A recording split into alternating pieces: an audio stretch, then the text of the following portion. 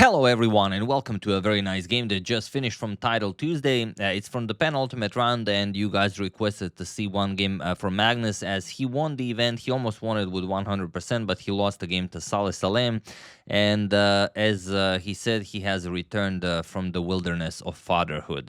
He won 2 Title Tuesdays, then he didn't play one as his son was born.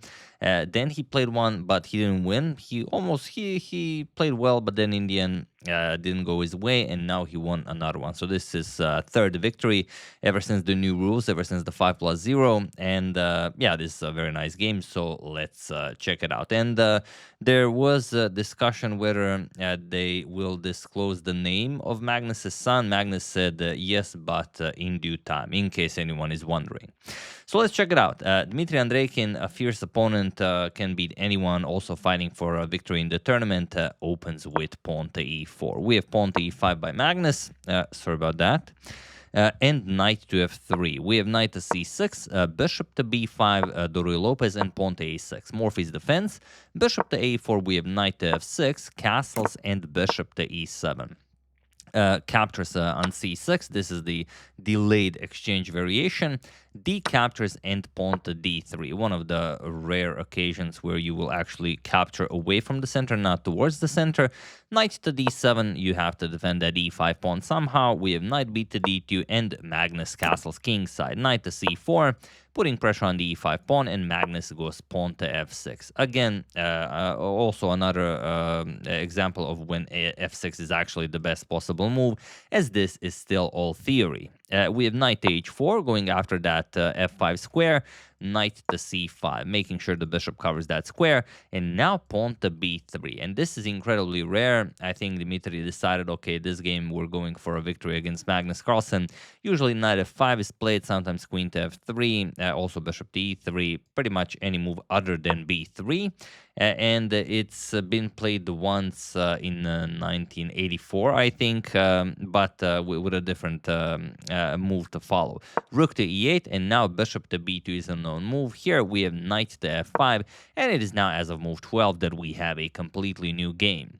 Magnus, of course, doesn't want to give up the bishop, but also he wants to add another defender to the g7 pawn. We have bishop to e3, attacking the knight on c5, and knight to e6. King to h1, always a useful prophylactic move, and pawn to c5. Preparing knight to d4, we have pawn to a4 and knight to d4. So the knight here is extremely annoying, but you also don't want to give up the bishop to get rid of it, and also you don't want to move your knight from f5. So pawn to g4, if Magnus captures, then you will capture with the g pawn and open up the g file. We have bishop to e6 for Magnus and bishop to d2. Pawn to b5, we have knight c to e3.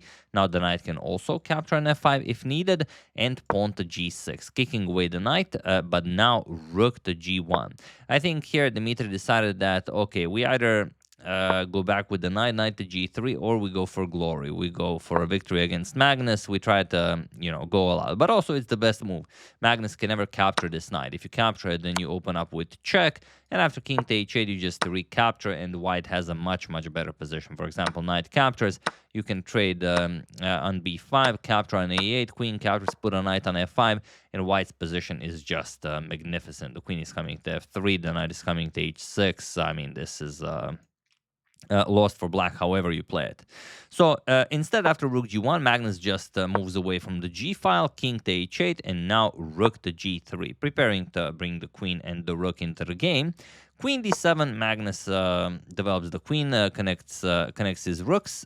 We have queen to f1, and b captures on a4. We have b captures and rook a to d8, knight to h4, now with some ideas of rook h3, and knight captures on g6, pawn to c4, and now queen to h3. Also a possibility, you don't have to go rook to h3.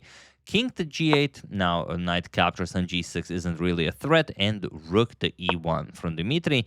Magnus captures on a4, also prepares to capture on c2, and we have knight e to f5. Again, hoping for Magnus to capture, but of course Magnus will never do that. He just ignores Dmitry and plays queen captures on c2. Bishop to h6, and now C captures on d3. Magnus just completely ignores him, creates a passed d pawn, and is ready to play d2 and d1. Dmitry captures on f8, and Magnus just, of course, he doesn't recapture. He goes pawn to d2. We have rook e to g1, and now pawn to d1. Brings the queen into the game. Knight captures on g6. There's really nothing for Dmitry to do. He's just dead lost here. I mean, look at how much material Magnus has. And if there was checkmate, it'd be great, but there isn't. H captures. We have queen to h6, now threatening a mate in 1, but it is Magnus to move, and he has a forced checkmate in 5. I could ask you to find it, but maybe it would be a bit difficult, but I always say it's not like I can stop you from pausing the video. You can pause the video now if you want to find the mate in 5. But if not, I will make it a mate in 2. So Magnus played queen captures on e4 with check, and now rook to g2. And here there is a mate in 2. So feel free to pause the video and win the game for Magnus while I give you a couple of seconds.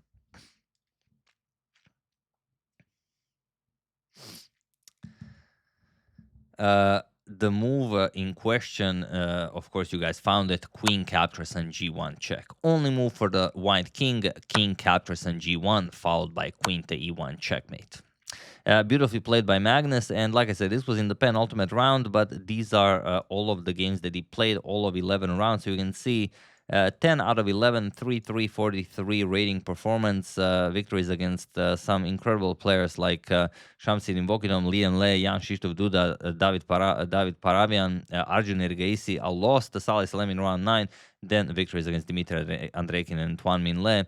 He didn't clash with Hikaru or Alireza, probably due to a loss to Saleh, but on the other hand, also could be completely irrelevant, or rather, not having anything to do with that. But yeah, very nicely done. It's not a perfect score, but 10 out of 11, not bad for Magnus, who is already probably sleep deprived. So yeah, very nicely done, and big congratulations to Magnus on winning the first tournament after becoming a father.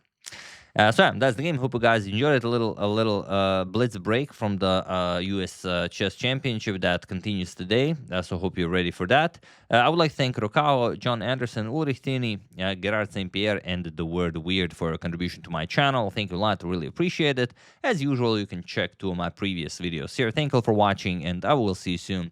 Continuing to check up on your wonderful suggestions and whatever else happens in the chess world.